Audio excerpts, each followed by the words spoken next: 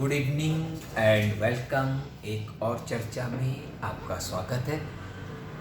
आज जो आपके साथ बात करने जा रहे हैं वो है एनपीएम। इससे पहले वाले वीडियो में आपने देखा था कि हमने आपसे डिस्कस किया था कि how post behavioural revolution emerged in public administration. उत्तर व्यवहारवादी क्रांति किस प्रकार से उभरी, व्यवहारवाद की मान्यताओं को किस तरह से डेविड स्टन ने एक किनारे लगा दिया था और संवाद का चरण का सूत्रपात किया था। संवाद के चरण में विश्व लोक प्रशासन अनेक विषयों से संवाद करता है और कई संकल्पना इस विषय का अंग बनती है। ठीक है, इस क्रम में जो महत्वपूर्ण संकल्पना है जिसने पूरे विश्व को एक तरह से बदल के रख दिया है, न्यू पब्लिक मैनेजमेंट आइडियोलॉजी जिसे हम कहते हैं, मतलब लोक प्रशासन के लिटरेचर में जिसे कहा गया है री इन्वेंटिंग गवर्नमेंट। तो क्या था एनपीएम और किस तरह से विश्व भर में ये विचारधारा उभरी, इसके बारे में आपके साथ आज संक्षिप्त में मैं चर्चा करने जा रहा हूँ। तो सबसे पहले यहाँ से देखिए, नवलोक प्रबंधन, शासन की पुनर्खोज आंदोलन, न्यू पब्लिक मैनेजमेंट, री इन्वेंटिंग गवर्नमेंट मूवमेंट। री इन्वेंटिंग मूवमेंट भी शॉर्ट में कहते हैं। इसका उद्भव और विकास कैसे हुआ ये आपको समझना चाहिए। रेनरवाद क्या था, थेचरवाद क्या था, रीगनोमिक्स की संकल्पना क्या थी। रेनरवाद, थेचरवाद ब्रिटेन में थे और रीगनोमिक्स रीगन धन इकोनॉमिक्स से बना है। रीगनोमिक्स यानी कि रीगन की economic reforms and administrative reforms, Reagan former president of the USA. Evolution of NPM in UK, generic father, ठीक है, इसका जेनरिक फादर ड्रैक रेनर को माना जाता है। और ये जो ड्रैक रेनर थे क्या थे, इनका पदनाम क्या था, ये वर्ष 1980 से 1982 तक in charge of efficiency unit UK government. ठीक है, इन्होंने ब्रिटेन में रेनर स्क्रूटनीज कार्यक्रम चलाया था। रेनर छटनी बहुत फेमस है और वहाँ की जो पार्लियामेंट है, जो आपको मैं ये मटेरियल दे रहा हूँ, जो मेरा सोर्स ऑफ इंफॉर्मेशन है, वो यूके की जो पब्लिक अकाउंट कमेटी है उसका ये चीज़ें हैं, उससे ली गई है। ठीक है, public account committee, the parliament of UK. तो उसमें इसके स्टेप्स क्या थे रेनरिज्म में? Selection of the activity, selection of the scrutineer, field work, opportunities for cost saving, report with recommendation, action document and implementation. थोड़ी देर में आप समझ पाएंगे कि रेनरवाद था क्या और रेनर स्क्रूटनीज क्या थी। बहुत जल्दी आपको समझ में आ जाएगा। आगे पहले डायग्राम पूरा देख लीजिए कि हमें क्या क्या डिस्कस करना है। एक अप्रोच होती है कि भाई हम कोई भी टॉपिक पढ़ के मेंस में जा रहे हैं तो उस टॉपिक के कितने डायमेंशंस हैं, वो चीज़ समझने में डायग्राम हेल्पफुल होता है। एक ही जगह सारा टॉपिक हमारा कंसाइज हो जाता है, एक ही जगह सारा टॉपिक आ जाता है। तो एनपीएम का उद्भव और विकास, उसके बाद एनपीएम को दक्षता की खोज में वैश्विक आंदोलन क्यों कहते हैं। ठीक है, ये आपका global movement in search of efficiency कहा जाता है, क्योंकि पूरे वर्ल्ड में मेजर कंट्रीज में और इसको अलग अलग नामों से अपनाया गया था। एनपीएम को मतलब सुधारों का उद्देश्य एक ही था, बस नाम अलग थे। यूके में नेक्स्ट स्टेप एजेंसीज के रूप में इसको जाना गया, नेक्स्ट स्टेप मूवमेंट या एजेंसिफिकेशन मूवमेंट। कनाडा में इसको ला रिलेव, ये कनाडियन वर्ड है, ठीक है, जिसको उद्देश्य प्रशासनिक सुधार। रीगो movement and re inventing movement, इसे अमेरिका में कहा गया एनपीएम को। ठीक है, ब्रिटेन में एनपीएम को क्या कहा गया, agencification and next step movement. Canada में क्या कहा गया, ला रिलेव मूवमेंट। अमेरिका में एनपीएम का नाम पड़ा रीगो मूवमेंट और री इन्वेंटिंग मूवमेंट। और ऑस्ट्रेलिया और न्यूजीलैंड में इसको कहा गया कॉन्ट्रैक्चुअलाइजेशन, जो सुधार से उनको कॉन्ट्रैक्चुअलाइजेशन रिफॉर्म्स कहा गया। और जर्मनी में इसको कहा गया लीन स्टेट मूवमेंट, कमजोर राज्य आंदोलन, यानी कि राज्य के कामों को कम करना, सिंपल बात है। और आयरलैंड में स्ट्रेटेजिक इशू मूवमेंट के नाम से जाना गया, स्ट्रेटेजिक इशू मूवमेंट आयरलैंड में। और हमारे देश में जो सुधार हुए अगर आप इकोनॉमिक्स पढ़ रहे होंगे तो 1987 में अर्जुन सेन गुप्ता समिति के अनुशंसा पर लोक उपक्रमों में पहले समझौता ज्ञापन पद्धति अपनाई गई थी, मेमोरेंडम ऑफ अंडरस्टैंडिंग, और एनपीएम की आइडियोलॉजी को इंडिया में नवरत्ना और महारत्ना पॉलिसी ने काफ़ी हद तक अपनाने की चेष्टा की है। जो सरकार के उपक्रम थे उनमें नवरत्ना और महारत्ना पॉलिसी, इसके अलावा 3C प्रोग्राम एडमिनिस्ट्रेटिव रिफॉर्म्स के रूप में चलाया गया था। वो सारा जो है उसका उद्देश्य एफिशिएंसी, इफेक्टिवनेस और एफिशिएंसी, इकोनॉमी और इफेक्टिवनेस इंश्योर करना था। ठीक है, ये इसका global movement in search of efficiency वाला पॉइंट है। और इसके अलावा आपका जो आया है यूपीएससी 2013 में ये क्वेश्चन आया है मेंस में, यूपीएससी 2013 कि what is new in new public management, नवलोक प्रशासन के तत्व, नवलोक प्रबंधन के तत्व, the elements of new public management. ठीक, तो 5 तत्व हैं इसके, नवलोक प्रशासन के 4 तत्व हैं और नवलोक प्रबंधन के 5 तत्व हैं।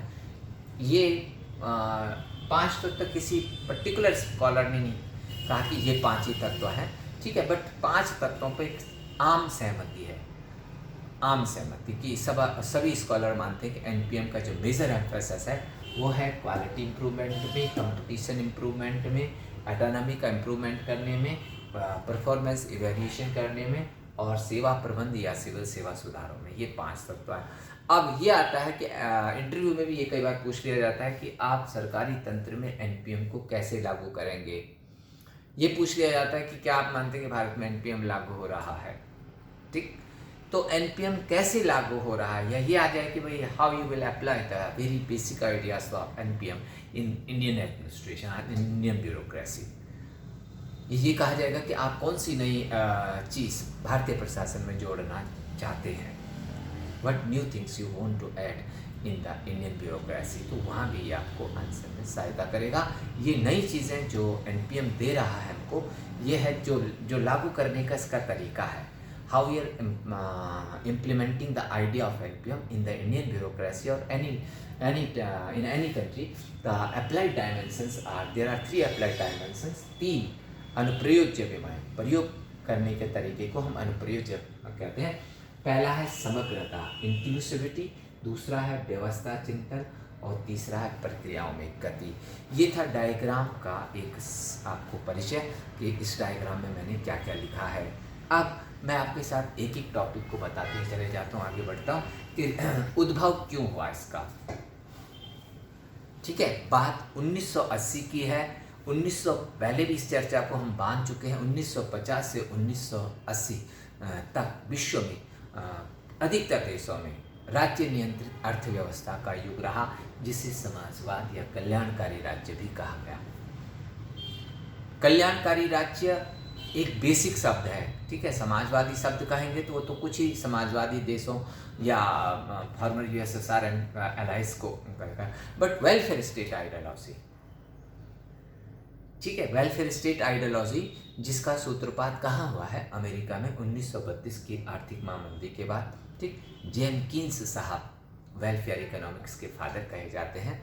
और जब 32 में ग्रेट डिप्रेशन वर्ल्ड के आगे आया था, आर्थिक महामंदी आई थी, तो आपके लॉर्ड जेम्स कीन्स साहब ने ये सुझाव दिया था कि सरकारों को वेलफेयर एक्टिविटीज़ में और डेवलपमेंटल एक्टिविटीज़ में इन्वेस्टमेंट करना चाहिए, क्योंकि जो आर्थिक महामंदी थी उसका मूल कारण था लोगों के हाथों में क्रय शक्ति का अभाव। तो उन्होंने ये कहा था कि यदि सरकारें डेवलपमेंट में और वेलफेयर एक्टिविटीज़ में इन्वेस्टमेंट करेंगी तो इसे कहते हैं crowd in effect theory. Crowd in effect theory James Keynes साहब की, कि यदि सरकार वेलफेयर में या डेवलपमेंट में इन्वेस्ट करती है तो उसका सीधा वही उतना ही इन्वेस्टमेंट प्राइवेट सेक्टर भी करता है। ठीक है, सरकारी निवेश निजी निवेश को खींचता है और इससे देश में विकास की गतिविधियाँ बढ़ती हैं। ठीक है, मांग बढ़ती है, रोजगार बढ़ता है। तो ये वेलफेयर इकोनॉमिक्स का आइडिया जो 32 में कीन्स साहब ने दिया था, 50s के बाद ऑलमोस्ट वर्ल्ड की मैक्सिमम कंट्रीज में इसको अपनाया गया, इर्रिस्पेक्टिव ऑफ देयर आइडियोलॉजी, कि वो कैपिटलिस्ट हैं या फिर वो सोशलिस्ट हैं। इस पर बिना ध्यान दिए अधिकतर देशों ने, क्योंकि आप देखिए 50s के बाद वर्ल्ड में एक तरह का नया वातावरण आया था। विकासशील देशों में भी और विकसित देशों में भी। विकासशील देश उपनिवेशवाद से मुक्त हुए थे, वो अपने देशों में अपनी जनता को बेहतर सुविधाएं, बेहतर संसाधन उपलब्ध कराना चाहते थे, इसलिए उन्होंने वेलफेयर स्टेट अपना लिया। और वेस्टर्न वर्ल्ड जो 2 विश्व युद्धों को लड़ चुका था और उनका समाज त्रस्त हो चुका था इन युद्धों से, ठीक है, टूट चुका था, वो भी चाहते थे कि अब समाज का पुनर्निर्माण हो, समाज को बेहतर सुविधाएं मिलें। तो इर्रिस्पेक्टिव ऑफ द डेवलपिंग और developed notion, maximum countries of the world adopted the welfare state ideology of the Lord Simkins, ठीक है। बट क्या था कि 70s तक आते आते ये रियलाइज़ होने लगा था कि जो वेलफेयर स्टेट है वो बहुत अच्छा है, लोगों को तो सुविधाएं मिल रही हैं, लेकिन सरकार उसका बर्डन उठा नहीं पा रही थी, उठाने में धीरे धीरे असक्षम होती जा रही थी। क्योंकि कल्याण का मतलब है कल्याण, ठीक है, कल्याण करती सरकार, शिक्षा के क्षेत्र में कल्याण, स्वास्थ्य के क्षेत्र में कल्याण, सड़क बनाने में कल्याण, नहरें बनाने में कल्याण। अब लोग उपक्रमों का विस्तार होने लगा भारत का। अगर आप डाटा देखिएगा तो 1950 में जहाँ 5 लोग उपक्रम थे, 70 तक आते आते वो सैकड़ों में हो गए, ठीक है। तो जो मेन समस्या 80 के दशक में सरकारों के सामने थी, 3 दशक तक तो सरकारें निवेश करती रही, ठीक है। 1960, 17 और 80s को कहा जाता है golden era of state intervention, राज्य हस्तक्षेप का स्वर्णिम युग। सरकारों ने शिक्षा, स्वास्थ्य, पेयजल, आवास सब जगह निवेश किया, बैंकिंग में, इंश्योरेंस में, इलेक्ट्रिसिटी में, जो भी रिसोर्स थे सब लगा दिए। बट हुआ क्या कि कल्याणकारी राज्य 80 तक आते आते डगमगाने लगा। इसके 2 कारण थे, कुछ तो नागरिकों का योगदान था और कुछ सरकारी तंत्र का इसको विफल करने में। लोगों का क्या था कि इसे कहते हैं, इसे इकोनॉमिक्स की शब्दावली में कहते हैं use, misuse and abuse mindset of the people. Welfare state की विफलता में सबसे बड़ा योगदान था use, misuse and abuse mindset of the people. कि जनता, सरकारी सेवा का मतलब मुफ्त, ठीक है, और मुफ्त का मतलब है कि इसका उपयोग करो, दुरुपयोग करो, सरकार को गाली भी दो, रेल में बैठ गए, टिकट भी नहीं लिया, ठीक है, और अपनी जगह गांव से पहले, शहर से पहले चेन भी खींच ली, ट्रेन को रोक भी दिया और गाली देते हुए उतर भी गए कि भारतीय रेल बहुत लेट से लाती है, बिल्कुल गंदी है, वगैरह वगैरह, ठीक है। तो use, misuse and abuse mindset of the people, ठीक है। जितनी देर वो ट्रेन में बैठा रहा, कहीं बल्ब फोड़ दिया, कहीं शीशा फोड़ दिया, बाथरूम गंदा कर दिया। पब्लिक सर्विसेज की लोग कोई वैल्यू ही, ठीक, बिजली के अधिकतर बिजली जो है लोग अधिकतर जो ग्रामीण एरिया थे कटिया मार मार करके जलाते थे कि तार डाल दिया सीधे लाइन से बिजली जल गई, नो बिजली का बिल ही नहीं भरना, ठीक। अस्पताल जाना है तो 5 रुपये का पर्चा भी, अगर कंपाउंडर कहे या वो कहे स्टाफ का कि पर्चा बनाओ तो कहा 5 पर्चा बनाना है तो फिर सरकारी क्यों, सरकारी का मतलब फ्री सेवा। तो इससे क्या हुआ कि फिर सरकार उसको सस्टेन नहीं कर पाई, गवर्नमेंट ब्यूरोक्रेसी लेथार्जिक हो गई, एकदम से अनप्रोडक्टिव टाइप की हो गई। तो जैसे जैसे आकार बढ़ता जाता है वैसे वैसे संगठन की प्रभावशीलता, इफेक्टिवनेस तो ख़त्म होती ही चली जाती है। आप शरीर से ही देख लीजिए, जितना भारी शरीर होता चला जाता है उतनी इफेक्टिवनेस कम होती चली जाती है। तो इसी तरह सरकार की ब्यूरोक्रेसी, रेलवे में भारत में 14 लाख कर्मचारी, सरकार को हर महीने इतने कर्मचारियों का वेतन, जो रिटायर हो गए उनका पेंशन, सारा जो रिसोर्स आ रहा था, सरकार का जो रेवेन्यू आ रहा था, was not sufficient to cater the monthly pays and salary bills of the employees, government employees. तो अब तो सरकार के लिए आफत जैसा बन गया था वेलफेयर स्टेट 80s तक आते आते। अब इन्हीं परिस्थितियों के बीच ब्रिटेन में सत्ता परिवर्तन होता है और विश्व इतिहास की लौह महिला, iron lady Margaret Thatcher prime minister बन जाती हैं। वहाँ पे आते ही उनको सीनियर ब्यूरोक्रेट से सजेस्ट करते हैं कि भाई देखिए, देश में रिसोर्स का बिल्कुल अभाव है। 91 में जो हमने भारत में आर्थिक संकट झेला या की चुनौती झेली, लगभग वैसी चुनौती ब्रिटेन के समक्ष थी, ठीक है। मार्garet थैचर सरकार को ये सजेशन दिए गए कई एडवाइजर्स के द्वारा कि ब्रिटेन को दिवालिया घोषित कर दिया जाए, ताकि हमारे जो मतलब लाइबिलिटीज़ हैं, ग्लोबल लाइबिलिटीज़ हैं, जो हमें ऋण वगैरह चुकाने हैं, उस पर थोड़ा सा एक तरह का मॉरिटोरियम या रोक लग जाएगी। लेकिन मार्garet थैचर बिकॉज वो world class lady, world class leader. तो उसने कहा कि नहीं, हम रिफॉर्म करेंगे। तो रिफॉर्म करेंगे तो कहाँ, कहा कि सबसे ज़्यादा रिसोर्स कहाँ हमारा खर्च हो रहा है, कहा ब्यूरोक्रेसी को मेंटेन करने हैं, ठीक है। तो इसलिए उसने अपने रिफॉर्म्स का सबसे पहला जो क्षेत्र चुना था वो ब्यूरोक्रेटिक रिफॉर्म।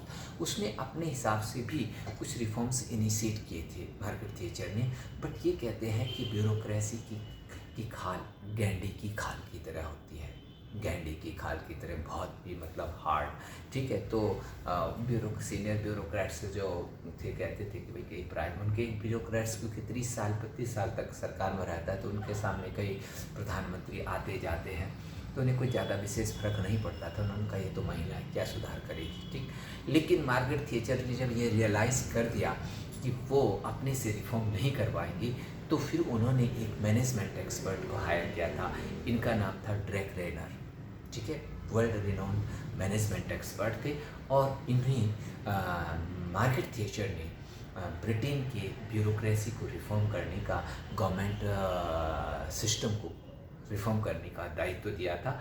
और ये 1980 से 1982 तक 82 तक मार्गरेट थैचर के साथ रहे। और इन्हें मतलब आपका लाइक कि आजकल हमारे प्रशांत किशोर जो इंडिया पॉलिटिकल मूवमेंट वाले हैं, जिस तरह से कुछ दिन पहले वो वहाँ चले गए थे पंजाब में भी, और पंजाब में कैप्टन साहब अरविंदर सिंह जी ने उनको ठीक शायद कैबिनेट मंत्री का दर्जा, बंगला, फ़ोन वगैरह सब उपलब्ध करा दिया था, ठीक है। आज जो वैल्यू आपके हमारे प्रशांत किशोर जी की है चुनाव सुधार में, इट जस्ट ए एनालॉजी, हाँ, एक जस्ट ए वैसी हमारे ड्रेक रेनर साहब जो थे, उनकी बड़ी मांग थी, बहुत ही डिमांड में रहते थे रिफॉर्म्स के लिए। बड़ी कंपनियां भी उन्हें रिफॉर्म्स के लिए बुलाती थी, गवर्नमेंट्स भी बुलाती थी। तो उन्होंने 2 साल दिया और वही सारी सुविधाएं उनको दी गई, लगभग कैबिनेट मिनिस्टर की फैसिलिटीज़ और वो।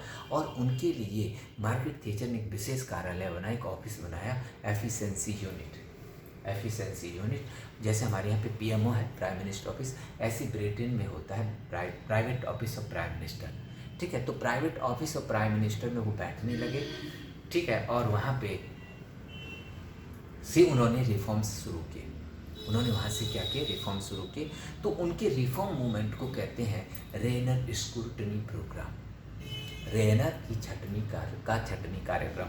उसमें क्या था कि आपके 1 2 3 4 5 6 7 स्टेप्स थे स्क्रूटनी प्रोग्राम में। सबसे पहले कि डिपार्टमेंट की एक्टिविटी को हमें सर्च करना है स्क्रूटनी करने के लिए, ठीक। कोई भी एक डिपार्टमेंट है, जैसे सरकार के सारे डिपार्टमेंट्स एक्सटर्नल स्क्रूटनीज के लिए नहीं खोले जा सकते, जैसे डिफेंस मिनिस्ट्री, होम मिनिस्ट्री, लेकिन अन्य मंत्रालयों जिनके कार्यों की समीक्षा के हम बाह्य एक्सपर्ट से करा सकते थे, वो पहचान लिए गए, ठीक है। फॉर एग्जांपल अगर ब्रिटेन में 44 मिनिस्ट्रीज है, तो 44 में से 40 को खोल दिया गया, क्योंकि आप जाइए और चेक करिए, स्क्रूटनी करिए कि इसमें कौन सा काम अंदर होना चाहिए और कौन सा नहीं होना चाहिए। स्क्रूटनी का मतलब क्या था, सिंपल सी बात है कि मेंस होने वाला है यूपी का, यूपीएससी का। तो अब आप क्या करेंगे कि सार को गए रहे धोता दे उड़ाए, सार को गए रहे धोता दे उड़ाए। ये कबीरदास जी की जो पंक्ति है, यही स्क्रूटनी प्रोग्राम का भी एक तरह से सूत्र था कि ड्रेक रेनर चाहते थे कि सरकारी तंत्र में जो आवश्यक काम है वही रहे और बाकी के सारे काम हटा दिए जाएं, आउटसोर्स कर दिए जाएं। और इसके बाद सिलेक्शन ऑफ द स्क्रूटनर, तो ड्रेक रेनर ने स्क्रूटनी विभागों की पहचान कर ली। अब विभागों में छटनी का काम, कार्यों की छटनी का काम कौन करेगा, इसके लिए स्क्रूटनर ढूंढे गए, ठीक है। उसी हर एक मिनिस्ट्री का joint secretary, additional secretary rank का कोई ऑफिसर स्क्रूटनर बना दिया गया। उसने वहाँ पे फील्ड वर्क किया, ठीक है। और फील्ड वर्क में बड़े चौंकाने वाले तथ्य सामने आए थे, ठीक है। जैसे कि ministry of science and technology वाले हैं, तो ministry of science and technology वाले, या ठीक है, ये कुछ वैक्सीन्स के डेवलपमेंट के लिए, ठीक, कई बार ये चूहे, मेंढक वगैरह पालते हैं। तो वहाँ पे जो स्क्रूटनर था मिनिस्ट्री ऑफ साइंस और टेक्नोलॉजी का या हेल्थ मिनिस्ट्री का, तो उसने देखा कि जो गवर्नमेंट की लेबॉर्ट्रीज होती हैं, ठीक है, गवर्नमेंट की जो लेबॉर्ट्रीज होती हैं उनमें जो एक्सपेरिमेंटल जो चूहा होता है, रेट जैसे हम खरगोश भी प्रयोग में लाते हैं, ठीक है। और कई बार सांपों को भी विष से भी वैक्सीन्स वगैरह, ठीक है, बनाई जाती हैं। तो वो चूहा जो वहाँ पे हो रहा था वो करीब 27 पाउंड का एक चूहा सरकार को पड़ रहा था, जबकि वही प्राइवेट मार्केट में 2 पाउंड का बिक रहा था। ये इसेंस है एनपीएम का एक्चुअली, कॉस्ट कटिंग मेजर। ठीक, तो जो चूहा 27 पाउंड का सरकार को पड़ रहा था, वही चूहा मार्केट में ठीक है वो आपका दो पाउंड में बिक रहा था। ठीक है, करीब कितना 25 पाउंड महंगा 25 पाउंड एक्स्ट्रा पे कर रही थी सरकार उस एक चूहे के लिए। लाइक कि अगर और इजी वे में आप समझना चाहो तो ऐसे कि जो लोग साइंस बैकग्राउंड के हैं, बायोलॉजी जिनकी 9th-10th में रहेगी, तो अभी ये एग्ज़ाम होते हैं 10th 9th के, अब पता नहीं अब तो क्या स्थिति है।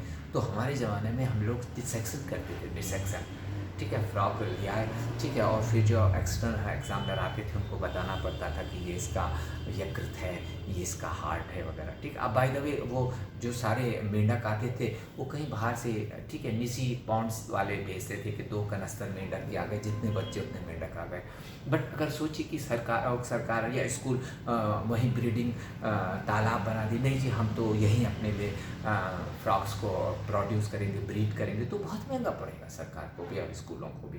तो वो क्या है कि वो प्रोफेशनल्स लिए भेज देते हैं और अपना, क्योंकि उसके लिए स्टाफ मेंटेन करना पड़ेगा, तालाब बनाना पड़ेगा, पानी, ठीक है, फिर मेंढकों को आके बिल्लियाँ खा देंगी और कुछ और हो जाएगा, कोई ध्यान नहीं देगा। तो सरकारी तंत्र में अदक्षता और अपव्यय होता है। इसलिए फील्ड वर्क किया, ठीक है, फील्ड वर्क करके उन्होंने अपॉर्चुनिटीज़ फॉर कॉस्ट सेविंग ढूंढी कि हम कहाँ कहाँ जो अनावश्यक खर्चे उनको रोक सकते हैं, और अपनी रिपोर्ट दे दी किसको, ड्रैग रेनर को। ड्रैग रेनर कहाँ बैठा है, मार्केट थिएचर के पीएमओ में, यानी कि प्राइवेट ऑफिस में। उस मार्केट थिएचर को सभी डिपार्टमेंट से, सभी स्कूटनर से जो रिपोर्ट मिली थी उसको, उन रिपोर्ट्स को का सार निकाल करके, जिस्ट निकाल करके ड्रैग रेनर ने एक एक्शन डॉक्यूमेंट बनाया। वो action document was like a reform strategy, ठीक है, और वो एक्शन डॉक्यूमेंट उन्होंने मार्केट थिएचर को हैंड ओवर किया। मार्केट थिएचर ने with in half an hour उसको कैबिनेट से अप्रूव करा करके इम्प्लीमेंटेशन शुरू करा दिया। तो बहुत फास्ट वे में उन्होंने काम किया था ड्रैग रेनर साहब ने, क्योंकि मैंने भी आपको बताया बहुत डिमांड में हुआ करते थे। अब उसके बाद क्या हुआ कि वो इम्प्लीमेंटेशन हो गया, और इम्प्लीमेंटेशन से कई पौंड डॉलर, ठीक है, जो पहले साल में ठीक है 50,000 पाउंड था, बढ़ करके वो 1 ट्रिलियन पर एनम तक की बचत सरकारी तंत्र में होने लगी थी।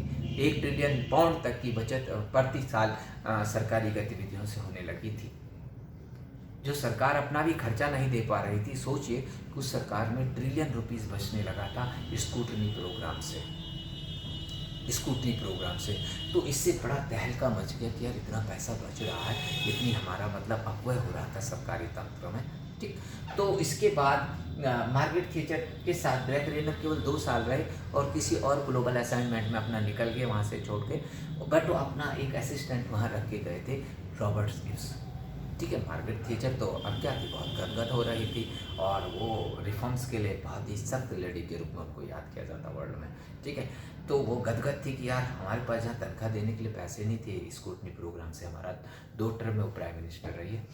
तो उसके बाद उसने रॉबर्ट इब्स से कहा कि भाई देखो, आपने जो स्कूटनी प्रोग्राम इम्प्लीमेंट करा है उसका इवैल्यूएशन करिए कि आपको क्या उससे हासिल हो रहा है। ठीक है, तो रॉबर्ट इब्स ने अपनी रिपोर्ट बनाई 87 में, मैडम को हैंड ओवर की, कहा मैडम ब्रिटेन के प्रशासन में इकोनॉमी आ गई है, एफिशिएंसी आ गई है, बट इफेक्टिवनेस नहीं आई है।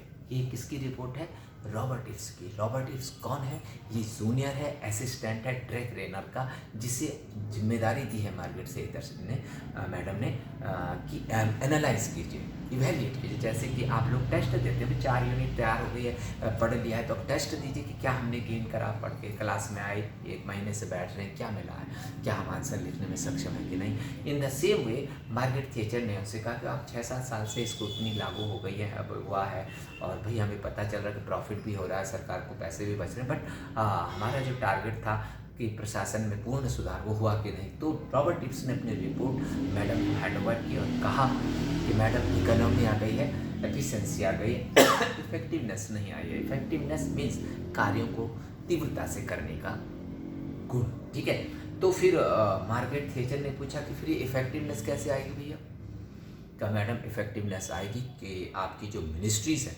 जो डिपार्टमेंट्स हैं, दीज आर अननेसेसरली लार्ज, बहुत बड़े बड़े हैं ये आपके मंत्रालय और विभाग। तो कहा क्या करना चाहिए, कहा एजेंसी बना दो, छोटी छोटी एजेंसी बना दो, ठीक है। तो कहा इससे क्या क्या होगा, कहा इससे क्या होगा कि जो जिस काम के लिए है उसका उत्तरदायित्व तो होगा। थोड़े से उदाहरण से ऐसे समझिए कि आप अगर वित्त मंत्रालय का संरचना पढ़ रहे होंगे तो उसमें 4 या 5 डिपार्टमेंट हैं, ठीक है। ठीक है, वित्त विभाग है, राजस्व विभाग है, बजट विभाग है, ठीक है, कॉर्पोरेट अफेयर्स तो अलग हो गया। तो इन सबको एक ही वित्त सचिव देखता है, राजस्व को भी देखेगा, बजट को भी देखेगा, वित्त को भी देखेगा, व्यय विभाग को भी देखेगा, ठीक। तो एक ही वित्त सचिव को सारा देखना है। लेकिन अगर हम इन चारों को तोड़ करके राजस्व विभाग अलग हो गया, बजट विभाग अलग हो गया, और सबके ऊपर हम एक एक सीओ को बैठाएंगे, चीफ एग्जीक्यूटिव ऑफिसर को बैठाएंगे, उसका 2 साल का टेन्योर होगा, उसका सैलरी उसके परफॉर्मेंस पे बेस्ड उसको सैलरी दी जाएगी। अगर वो अच्छा करेगा, अच्छा परफॉर्म करेगा, अच्छा काम करेगा, उसकी परफॉर्मेंस सेटिस्फैक्ट्री होगी, तो फिर उसको आगे वो भी दिया जा सकता है, एक्सटेंशन भी दिया जा सकता है। तो इन्हें नेक्स्ट स्टेप एजेंसीज कहा गया। नेक्स्ट यानी कि जो हम दरवाजे से बाहर अपना पहला कदम रखते हैं उसको नेक्स्ट स्टेप कहते हैं इसके अंदर। तो क्या था कि ये जो एजेंसीज बनाई गई थी, these agencies were near to the ministries, ठीक है, मिनिस्ट्रीज़ के ही पास थे, बट इनमें डे टू डे एडमिनिस्ट्रेशन में मंत्रियों का और हायर ब्यूरोक्रेट्स का हस्तक्षेप नहीं था। These near to autonomous units, ठीक है। तो इसी तरह सेम कंसेप्ट हमारे नवरत्ना में भी अपनाई गई कि भाई वो मंत्रालय के अधीन तो होंगे, सो लेकिन 5,000 तक की या जिस तरह का उनका टर्नओवर उस 5,000 करोड़ तक की उनको निर्णय की छूट है, या 1,000 करोड़ तक निर्णय की छूट है, और इंटरनल वो अपने अफेयर्स को मैनेज करने के लिए फ्री है या ऑटोनमस है, ठीक। तो ये स्क्रूटनी प्रोग्राम ब्रिटेन में चला, और इसलिए ड्रेक रेनर को एनपीएम का जेनेरिक फादर कहते हैं। इन सारे सुधारों को ब्रिटेन के और वर्ल्ड के अन्य कंट्रीज में जो रिफॉर्म्स हो रहे थे उनके ऊपर नज़र बनाया हुआ था क्रिस्टोफर हुड। क्रिस्टोफर हुड इसको कहते हैं एकेडमिक फादर ऑफ एनपीएम। सारी ग्लोबल रिफॉर्म्स को, ब्रिटेन के रिफॉर्म्स और ग्लोबल रिफॉर्म्स को समराइज करते हुए क्रिस्टोफर हुड ने एक किताब लिखी थी, मैनेजमेंट फॉर ऑल सीजन। 1991 में ये पब्लिश हुई है, और इसी कहते हैं बाइबल ऑफ एनपीएम, ठीक। तो ये किताब बहुत अच्छी है और इसको ग्लोबल रिकॉग्निशन भी है। तो इससे विश्व को पता चला कि ब्रिटेन में क्या हो रहा है, और एनपीएम का आइडिया जी रीइन्वेंटिंग गवर्नमेंट में तो जनरली फार्मूले टाइप के दे दिए थे ओसबर्न एंड गैबलर ने, लेकिन इम्प्रूवमेंट कैसे हो सकता है सिस्टम में, गवर्नमेंट सिस्टम में, इसका पूरा का पूरा खाका ड्रेक रेनर ने खींचा था। और इस रिफॉर्म्स की जो अच्छी जानकारी विश्व के सामने रखी तो क्रिस्टोफर हुड ने रखी थी। ये था इसका उद्भव विकास। एक लाइन में अगर आपसे पूछें एनपीएम का एमरजेंस क्यों हुआ, तो वेलफेयर स्टेट की जो वीकनेसेस थी उसने एनपीएम को जन्म दिया, ठीक है। 80 से लेकर 90 तक पूरे विश्व में इकोनॉमी एफिशिएंसी इफेक्टिवनेस बढ़ाने के लिए सरकारी तंत्र में जो रिफॉर्म्स हुए उन्हीं को कलेक्टिवली हम कहते हैं न्यू पब्लिक मैनेजमेंट या री इन्वेंटिंग गवर्नमेंट का आइडिया, ठीक है। अब इसकी तत्व क्या है, नया क्या है? नया है ये गुणवत्ता पे बल देता है कि भाई प्राइवेट सेक्टर की तरह सरकारी सेवाओं की गुणवत्ता बढ़नी चाहिए, ठीक है। और प्रतिस्पर्धा होनी चाहिए, इंटरनली भी प्रतिस्पर्धा होनी चाहिए और एक्सटर्नल, ठीक है। कि जैसे आपने नवरत्ना महारत्ना का क्रिएट कर दिया तो उससे आपने क्या करा, इंटरनल आपने एक तरह की का कंपटीशन बना दिया, ठीक है। और एक्सटर्नल क्या है कि भाई प्राइवेटाइजेशन कर दिया। पहले ऑयल सेक्टर या आपका इलेक्ट्रिसिटी सेक्टर केवल सरकार के लिए था, प्राइवेट कंपनी भी काम कर रही है। तो आंतरिक और बाह्य प्रतिस्पर्धा। इसी तरह स्वायत्तता के लिए आप देखिए कि इसको कहते हैं निगमीकरण की प्रक्रिया। आप हमारा नोट्स पढ़ेंगे तो वहाँ आपको मिलेगा कि भाई किस तरह स्वायत्तता बढ़ाने के कदम उठाए गए। बट निगमीकरण कि ठीक है, 3 तरह के संगठन सरकार में होते हैं, मंत्रालय, विभाग, निगम और कंपनी। ठीक है, विभाग बिल्कुल सरकार के नियंत्रण होता है, निगमों को कुछ स्वायत्तता होती है, लेकिन कंपनियों में 50 से ही ये चल रहा है भारत सरकार कंपनी लिमिटेड। ठीक है, गवर्नमेंट कंपनीज लिमिटेड कंपनीज के रूप में जानी जाती है। उसमें पहले जो 50s का जो फॉर्मूला था वो था कि 51% कैपिटल सरकार की होती थी, 49% प्राइवेट सेक्टर की उसमें कैपिटल होती थी। चूँकि प्राइवेट सेक्टर की कैपिटल होती थी तो पूरा नियंत्रण सरकार का नहीं होता था, कुछ उसमें प्राइवेट की पार्टिसिपेशन होता था, उसका मैनेजमेंट लाइक प्राइवेट कंपनीज होता था। ठीक है, तो सरकार ने मैनेजरियल फ्लेक्सिबिलिटी लाने के लिए निगमों को कंपनियों में बदला। इसे कॉर्पोरेटाइजेशन या निगमीकरण कहा जाता है, ताकि उन निगमों में जो अब कंपनी बन गए हैं हम प्राइवेट मैनेजमेंट की टेक्निक्स या मैनेजमेंट नो हाउ को शामिल कर सकें। इसके अलावा निष्पादन मूल्यांकन पर बल दिया गया वर्ल्ड कंट्रीज़ में। ठीक है, आपका पीक परफॉर्मेंस रिव्यू सिस्टम लाया गया। ठीक है, सक्सेसिव परफॉर्मेंस रिव्यू भी लाया गया कुछ देशों में, और अपने देश में, क्योंकि हमारे सिस्टम पे भी नज़र रखनी चाहिए कि हमारे देश में क्या हुआ। हमारे यहाँ पे आउटकम बजट लाया गया था। ठीक है, क्या था आउटकम बजट? चर्चा में हम वित्त प्रशासन की चर्चा में आपको शॉर्ट में वहाँ बताएंगे आउटकम बजट के बारे में। ठीक है, और सेवा प्रबंधन या सिविल सेवा सुधार, हमारे यहाँ पे भी बहुत सारे सुधार लाए गए। कई देशों में सिविल सेवा सुधार लाए गए। ठीक है, जो रिक्रूटमेंट का प्रोसेस है उसको सुधारा गया, जो ट्रेनिंग का प्रोसेस था उसका सुधारा गया। ठीक है, हमारे यहाँ पे चतुर्वेदी समिति को गठित किया गया था, वाही कमेटी को गठित किया गया था। ठीक है, श्री पीसी होता समिति जो कि former chairman of the UPSC उनकी गठित की गई थी। और ये जो आपके सीसेट को इंट्रोड्यूस किया गया, ठीक है, इसको आप एक तरह का रिफॉर्म्स के रूप में देख सकते हैं। और भी अंदर रिफॉर्म्स आए हैं, परफॉर्मेंस इवैल्यूएशन के भी रिफॉर्म्स आए हैं। ठीक है, इम्पैनलिंग सिस्टम का प्रमोशन वगैरह में भी दीज और are part of the reforms of civil service reforms. ठीक है, और part of the NPM ideology. आप कि मैंने कहा पूछा जाता है इंटरव्यू में कि अगर आप आईएएस बनते हैं तो एनपीएम कैसे अप्लाई करेंगे, तो कैसे अप्लाई करेंगे? सबसे पहले ये कहता है कि समग्रता लाइए। सरकार सब कुछ खुद नहीं कर सकती, बाजार, नागरिक समाज, राज्येतर संस्थाओं को जोड़िए। ठीक है, इसमें समग्रता, inclusivity is the first dimension, applied dimension of NPM.